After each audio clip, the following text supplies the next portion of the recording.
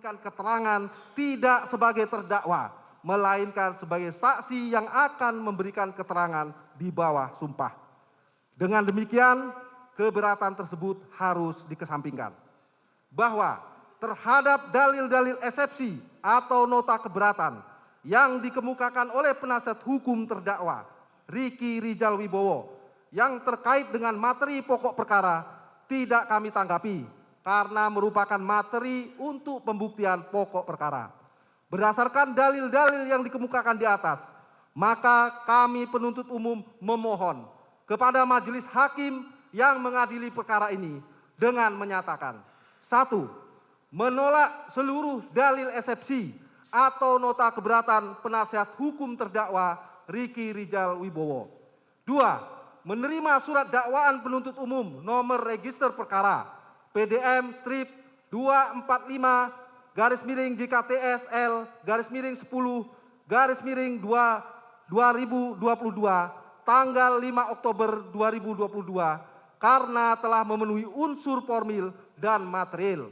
3. Menyatakan pemeriksaan terdakwa Riki Rijal Wibowo tetap dilanjutkan berdasarkan surat dakwaan nomor register perkara PDM strip 245 JKTSL 10 2022 tanggal 5 Oktober 2022.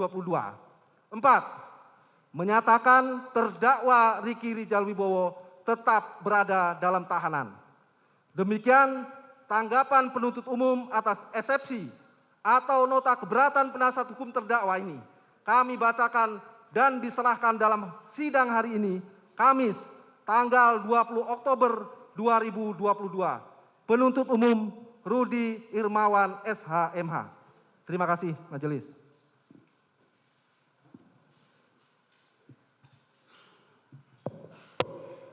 Baik, demikian tanggapan dari penuntut umum atas eksepsi yang diajukan oleh penasihat hukum terdakwa. Oleh karenanya, sebagaimana tadi saya sampaikan, kami akan menjatuhkan putusan sela besok Rabu tanggal 26, dimulai persidangan jam 10 pagi. Demikian sidang perkara nomor 799 PIT B 2022 PN Jakarta Selatan dengan terdakwa atas nama Riki Rijal Wibowo dinyatakan ditutup.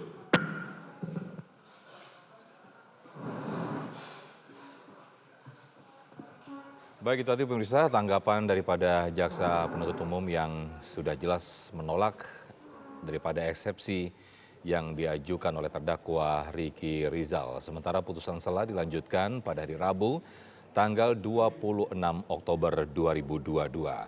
Hal ini persis apa yang sebelumnya dilakukan dalam hal ini, yaitu sidang atas tanggapan daripada jaksa dari terdakwa Kuat Ma'ruf, yaitu jaksa penuntut umum menolak eksepsi yang diajukan oleh Kuat Ma'ruf. Hal ini juga sama, yaitu eksepsi yang diajukan oleh Riki Rizal ditolak oleh jaksa penuntut umum. Dan tadi juga sebelumnya pemirsa, jaksa penuntut umum juga menolak seluruh dalil eksepsi kuasa hukum terdakwa Putri Candrawati dan juga Ferdi Sambo. Jaksa menolak karena menilai materi pokok bukan ruang lingkup eksepsi.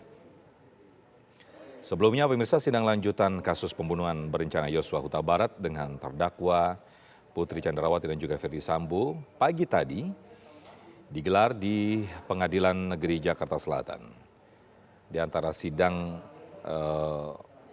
yang digelar tadi pagi yaitu mendengarkan tanggapan jaksa penuntut umum atau JPU atas eksepsi yang diajukan tim kuasa hukum Putri Candrawati dan juga Ferdi Sambo pada sidang perdana Senin lalu.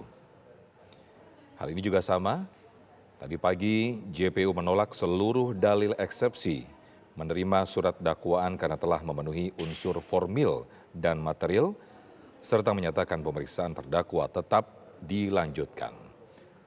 Kemudian sidang sela juga sama, nanti akan dilanjutkan pada Rabu 26 Oktober 2022.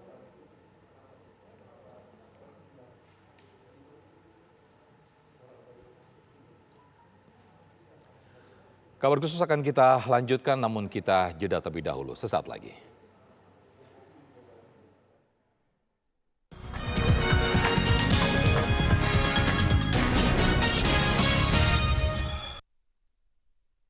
Memang sebagian memang posisinya di posisi kita memang masuk materi.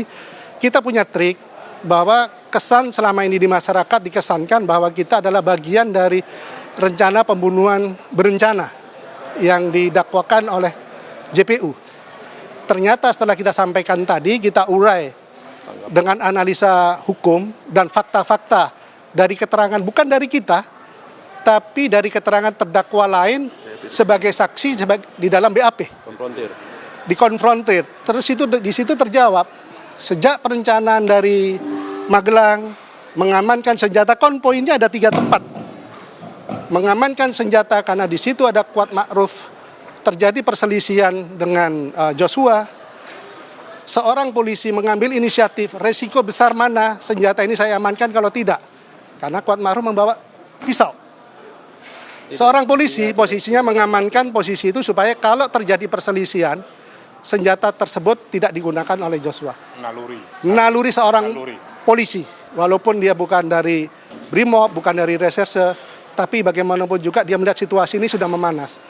Poin satu di situ terkait di Jalan Saguling, perencanaan tersebut posisinya hanya satu-satunya terdakwa dalam kasus ini yang berani menolak Jenderal Bintang 2 untuk melakukan pembunuhan. Dia tolak dengan tegas. Ini adalah fakta posisinya yang tidak bisa dibantah.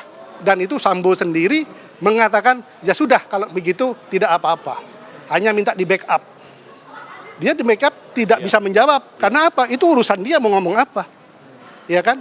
Mengenai terjadinya tindak pidana kapan, jam berapa, di mana si RR, dia tidak tahu.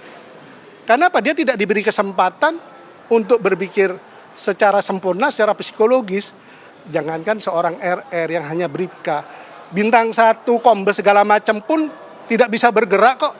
Mau ngomong, apalagi seorang dengan posisi seperti ini gitu loh. Kemudian dibawa masuk Bu Putri, tidak tahu kemana, ternyata baru di mobil, yuk kita ke Duren 3. Itu kan fakta semua, bukan karena pembelaan dia, tapi karena dari keterangan terdakwa yang lain. Kemudian terjadinya suatu rencana pembunuhan, itu bukan wewenang kita untuk menyajikan bahwa terjadi pembunuhan. Yang dia tahu, dia ungkapan, yang tidak dia tahu, tidak boleh ungkapkan, dipaksa bahwa tahu Sambo nembak. Itu tidak bisa, karena kebenaran material itu nanti akan bertentangan siapa yang di atas, siapa yang di bawah.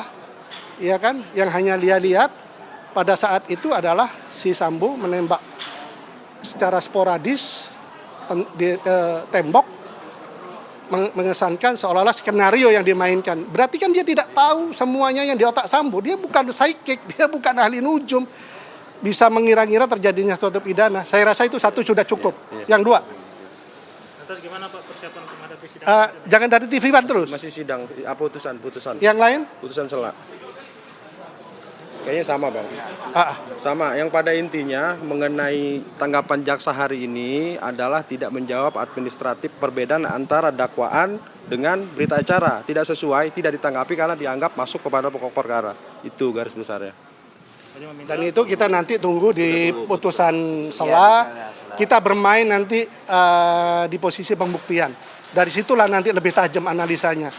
Jadi kita kawan-kawan kan tahu kenapa kita jawab pokok materi. Itu untuk mengeliminir keluarganya, semua masyarakat bahwa dia bagian dari kejahatan. Kita sudah ungkap, bukan kita membela diri, tapi kesaksian daripada terdakwa dan saksi di posisi kita, dan dakwaan jaksa adalah asumsi.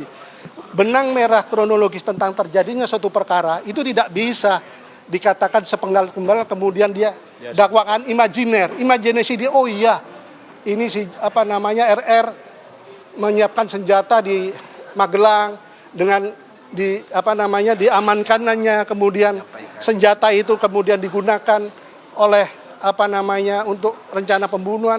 Itu kan dia tidak punya kemampuan dan bukan wewenang dia, kawan-kawan.